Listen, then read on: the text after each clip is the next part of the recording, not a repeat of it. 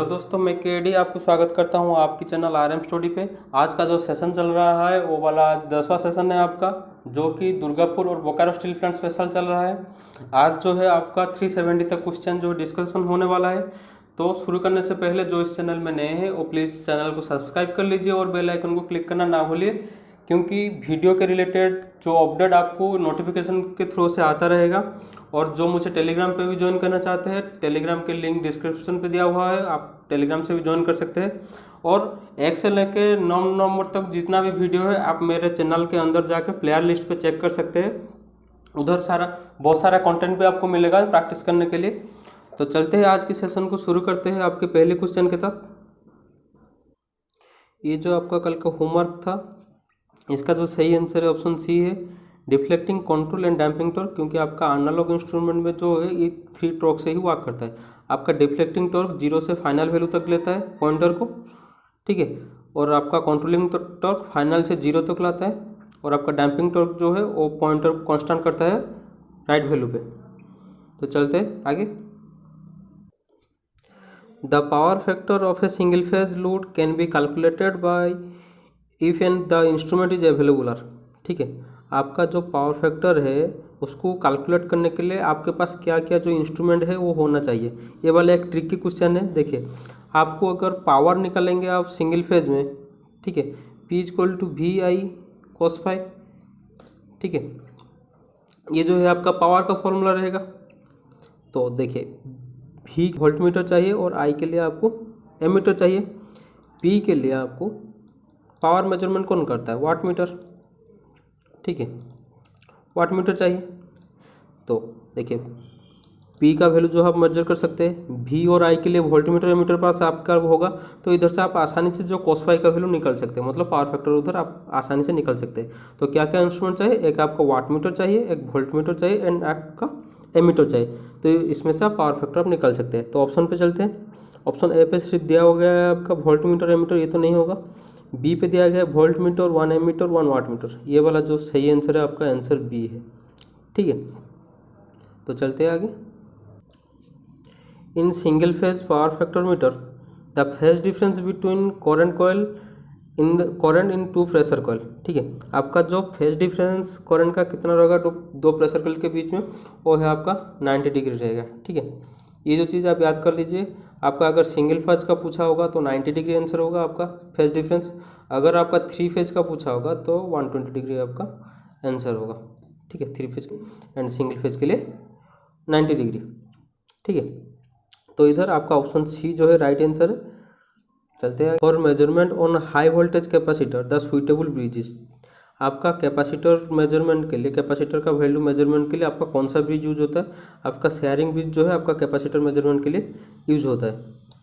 और एक है आपका अननोन रेजिस्टेंस मेजरमेंट के लिए, अननोन रेजिस्टेंस मेजरमेंट के लिए आपका यूज होता है ह्यूस्टन ब्रिज, ठीक है। ह्यूस्टन ब्रिज आपका यूज होता है आपका अननोन रेजिस्टेंस मेजरमेंट के लिए। आप तो ये वाला क्वेश्चन का जो सही आंसर है ऑप्शन सी है आपके लिए। तो चलते हैं आगे। The operating voltage of a megger is about, ठीक है। आपका मैगोर को ऑपरेटिंग करने के लिए जो वोल्टेज का जरूरत है वो कितना है? वो है आपका 100 वोल्ट, ठीक है। 100 वोल्ट है आपका मैगोर को ऑपरेटिंग करने के लिए ज़रूरत है। अगला सेशन में आपको पूछा था, एक होमवर्क दिया था आपका, मैगोर का स्पीड कितना है, ठीक है। मैगोर का स्पीड है 140 RPM से लेके 160 RPM तक, ठीक है। एक एक क्वेश्चन में आपका 160 आंसर दिया होता है, एक एक में दिया जाता है 140 RPM दिया जाता है, ठीक है। तो ऑप्शन देख के आप आंसर चूज करना। तो चलते हैं आगे। एन ओम मीटर इज, ठीक है। आपका जो ओम मीटर है वो किस तरह का इंस्ट्रूमेंट है? वो है आपका मूविंग कॉइल इंस्ट्रूमेंट, ठीक है। ओम मीटर है आपका मूविंग कॉइल इंस्ट्रूमेंट। ये जो है आप नोट कर लीजिए, ये इंपॉर्टेंट होगा आपके लिए। और कौन सा इंस्ट्रूमेंट कौन सा सप्लाई से चलता है ये भी आप पता चल सकता है आपको, जो है मेहता गुप्ता, ठीक है। मेहता गुप्ता बुक में उसका एक फुल टेबुलेशन है इंस्ट्रूमेंटेशन चैप्टर से, आप उसको देख लीजिए। हो सकता है तो मैं उसका फोटो जो है आप टेलीग्राम चैनल पे अपलोड कर लूँगा, आप इधर से देख लीजिए, ठीक है। आपका मूविंग कॉइल जो है ओनली डीसी में यूज होता है। मूविंग आयरन आपका बोथ एसी एंड डीसी में यूज होता है, ठीक है। ये वाला सवाल भी है आपके लिए इम्पोर्टेंट हो सकता है। अभी मैं जो बता के गया इंस्ट्रूमेंट का सप्लाई कौन सा होता है, ये दिया गया है आपका डायनामोमीटर टाइप वाटमीटर में आपका कौन सा सप्लाई का ज़रूरत है, वो बोथ डीसी और एसी में जो है वो चल सकता है। ठीक है, डायनामोमीटर टाइप वाटमीटर जो है वो बोथ डीसी और एसी में चल सकता है। तो ऑप्शन ए जो है इधर सही आंसर है, आप इसको भी नोट कर लीजिए, इंपॉर्टेंट हो सकता है आपके लिए। तो चलते हैं आगे। Which of the following battery is generally used in the electric power station. ठीक है, आपका जो इलेक्ट्रिक पावर स्टेशन में एक जो बैटरी रूम होता है उसका अंदर जो बैटरी रहता है वो कौन सा बैटरी है, वो है आपका लीड एसिड बैटरी। ठीक है, लीड एसिड बैटरी आपका उधर यूज होता है। और लीड एसिड बैटरी जो है उसका ये एक सेकेंडरी सेल है। ठीक है, ये एक सेकेंडरी सेल है। और इसका जो सबसे इम्पोर्टेंट है इलेक्ट्रोलाइट जो इधर यूज होता है H2SO4 यूज होता है। ठीक है, इसका इलेक्ट्रोलाइट जो यूज होता है आपका H2SO4 है। ठीक है, तो चलते हैं आगे। In order to increasing the voltage the number of cell is connected. Cell में पूछा गया था, जो राहुल कलर का जो स्टील प्लांट एग्जाम था उसमें पूछा गया था आपका, और ऑर्डिनेंस फैक्ट्री में भी ये पूछा गया था। ठीक है, ऑर्डिनेंस फैक्ट्री में भी पूछा गया था, सेल में भी ये वाला क्वेश्चन पूछा गया था। आपका वोल्टेज इंक्रीज करने के लिए आपको सेल कैसे कनेक्शन करना चाहिए। ठीक है, अगर मैं इसको बैटरी लूँ आपको सीरीज में कनेक्शन होना चाहिए। ठीक है, ऐसे आपका कनेक्शन, ये वाला पॉजिटिव ये नेगेटिव, ये पॉजिटिव ये नेगेटिव, ये पॉजिटिव ये नेगेटिव। ठीक है, ऐसा जो है सेल को आपका कनेक्ट करना चाहिए। ठीक है, हर एक का अगर मैं 1.5 वोल्ट ले लूँगा तो टोटल वोल्टेज आपका इधर आ जाएगा। अगर सीरीज में कनेक्शन करेंगे तो 4.5 वोल्ट जो आ जाएगा। ठीक है, ये जो आपका सही आंसर है ऑप्शन ए। इसमें और एक ट्रिक कर सकता है, ऐसे आपका फिगर दिया गया होगा या ऐसे बता दिया होगा 3 cell are connected in series then 1 cell potential is reversed. मतलब ये वाला जो बीच का जो सेल है ये वाला आपका नेगेटिव हो गया होगा और ये वाला जो है आपका पॉजिटिव हो गया होगा। ठीक है, मतलब उस सेल का जो पोटेंशियल जो है रिवर्स कर दिया जाएगा। ठीक है, तो टोटल वोल्टेज जो कितना होगा, तो ये आएगा +1.5 -1.5, क्योंकि इसका पोटेंशियल जो है रिवर्स हो गया है, ये आपका आएगा +1.5। ठीक है, तो आपका जो आंसर आएगा ये वाला 2 कट जाएगा, तो 1.5 वोल्ट जो है आपका आंसर आएगा। ठीक है, ऐसे आपको क्वेश्चन पूछ सकता है एग्जाम पे, इसके लिए तैयार रहिए। और एक ऐसा पूछ सकता है, अगर सेल को हम सीरीज में पैरेलल में कनेक्ट करेंगे तो वोल्टेज क्या होगा। अगर हम सेल को पैरेलल में कनेक्ट करेंगे तो वोल्टेज का ऊपर कुछ भी फर्क नहीं पड़ेगा, वोल्टेज जो है कांस्टेंट रहेगा। मतलब ये जो 3 सेल है, 3 को अगर मैं पैरेलली ऐसे कनेक्ट करूं तो आपका जो टोटल ईएमएफ जो है वो आपका 1.5 ही आएगा। ठीक है, 1.5 वोल्ट ही आएगा। ठीक है, तो चलते हैं आगे। In order to increasing the capacity of the battery the number of cell are connected in. आपका अगर बैटरी का कैपेसिटी का इंक्रीज करना चाहिए तो आप उसको पैरेलली में कनेक्शन कर सकते हैं। ठीक है, ये वाला भी एक आपका अच्छा क्वेश्चन है। अगर आप सेल को ऐसे पैरेलली कनेक्ट करेंगे,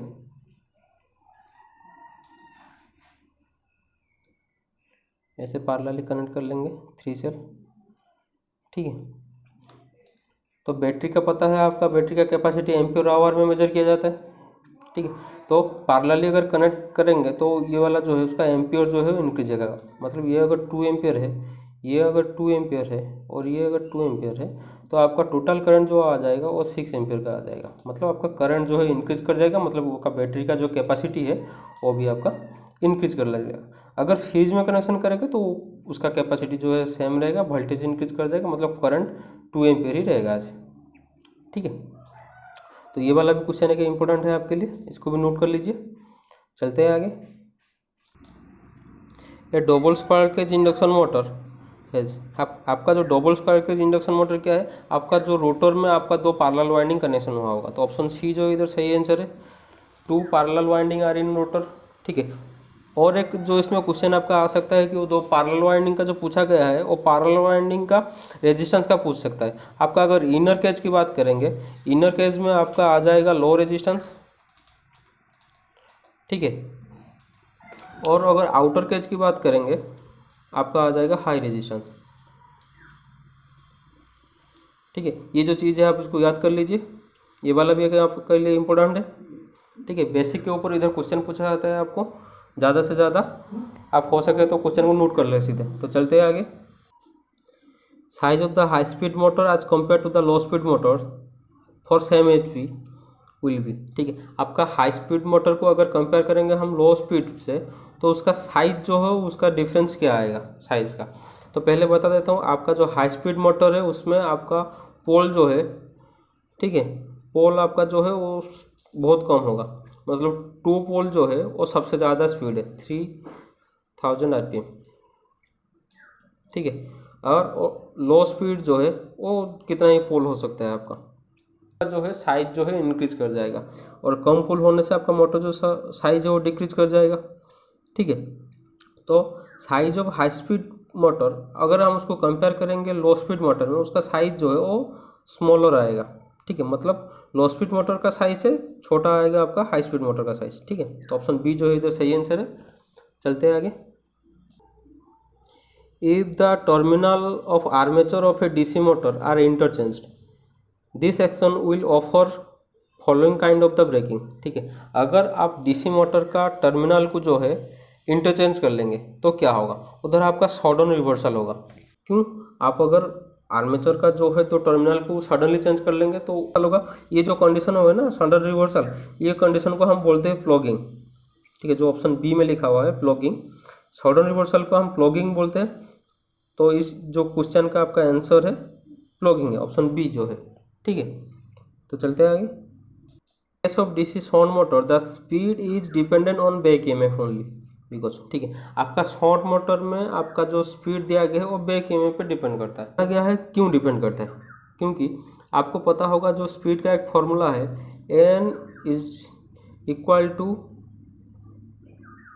EB डिवाइड बाई 5। ठीक है, N is equal to EB by 5, ये जो फॉर्मूला है आपको याद होगा। तो नीचे का जो फ्लक्स है जो कि शॉर्ट मोटर में कांस्टेंट है, ठीक है, नीचे का जो फ्लक्स है वो है शॉर्ट मोटर में कांस्टेंट। ठीक है, तो अगर फ्लक्स कांस्टेंट हो गया तो आपका इधर रिलेशन क्या आ जाएगा, N is directly proportional to EB या N is equal to EB।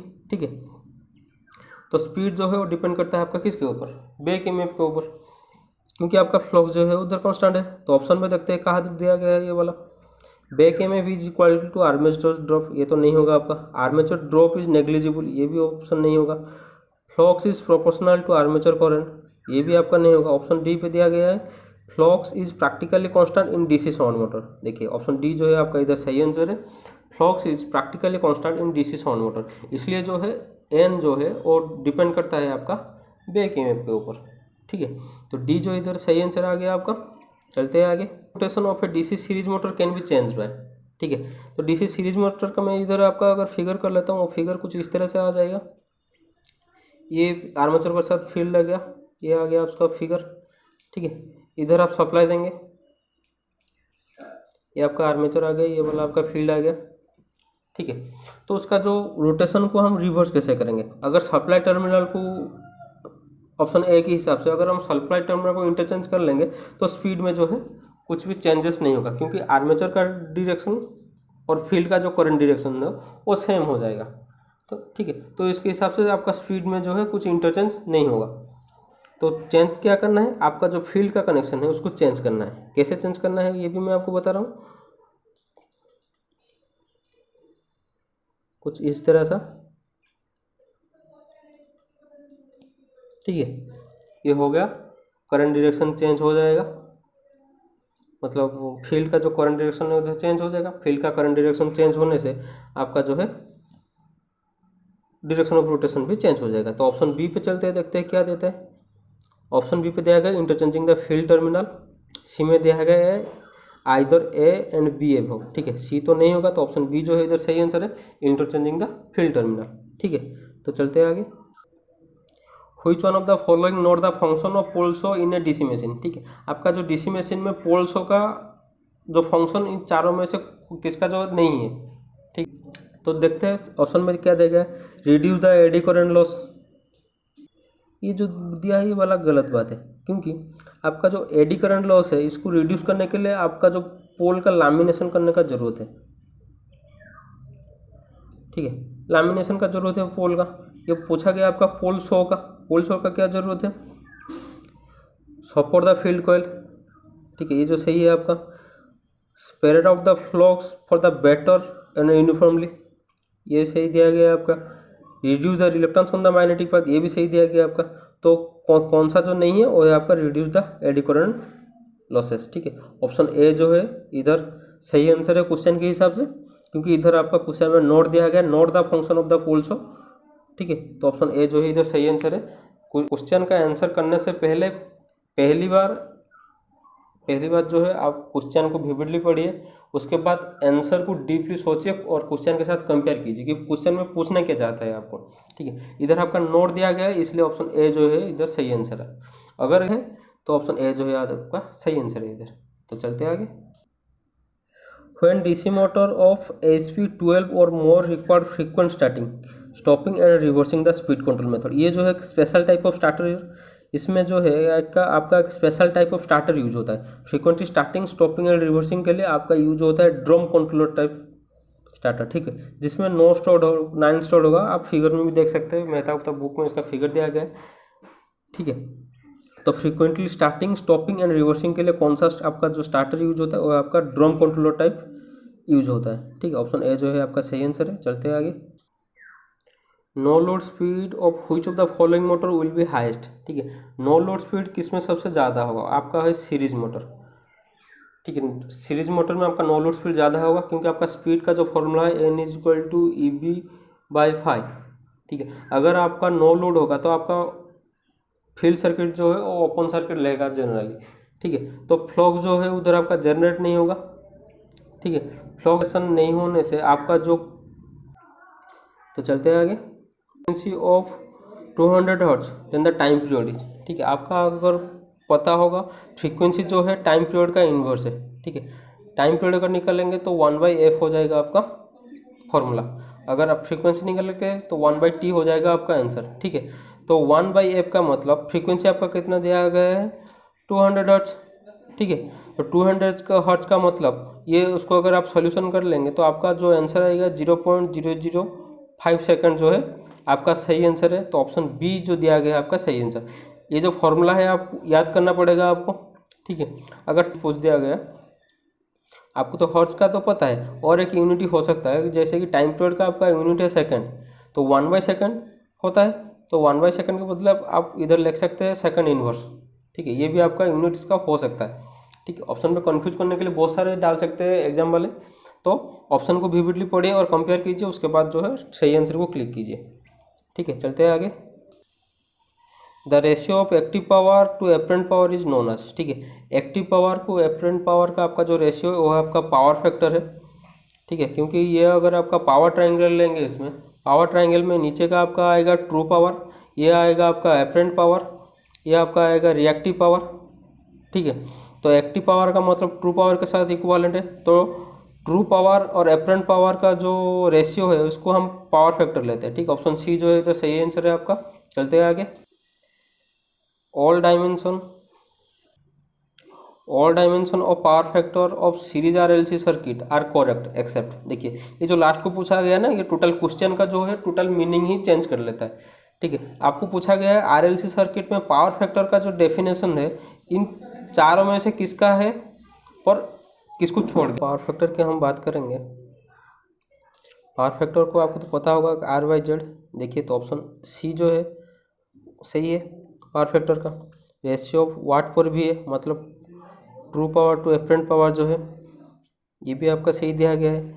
Kilowatt पर के भी है, ठीक है, सिर्फ के का लगा दिया गया है उधर। तो ऑप्शन बी जो है सही है पावर फैक्टर का। और क्वेश्चन में आपको पूछा गया है कि कौन सा जो है सही नहीं है इसमें, ठीक है। The ratio of the net reactance and impedance, ठीक है। तो ऑप्शन ए जो है इधर आपका सही नहीं है, मतलब क्वेश्चन के हिसाब से ए जो है आपका करेक्ट आंसर है, उसको टिक करके आएंगे, ठीक है। ऐसा अगर क्वेश्चन आता है तो आप पहले विविडली क्वेश्चन को देखिए, उसके बाद जो आंसर को क्लिक कीजिए, ठीक है। तो चलते हैं आगे। ये वाला जो सवाल है ये वाला आपका राउरकेला स्टील प्लांट में पूछा गया था, ठीक है।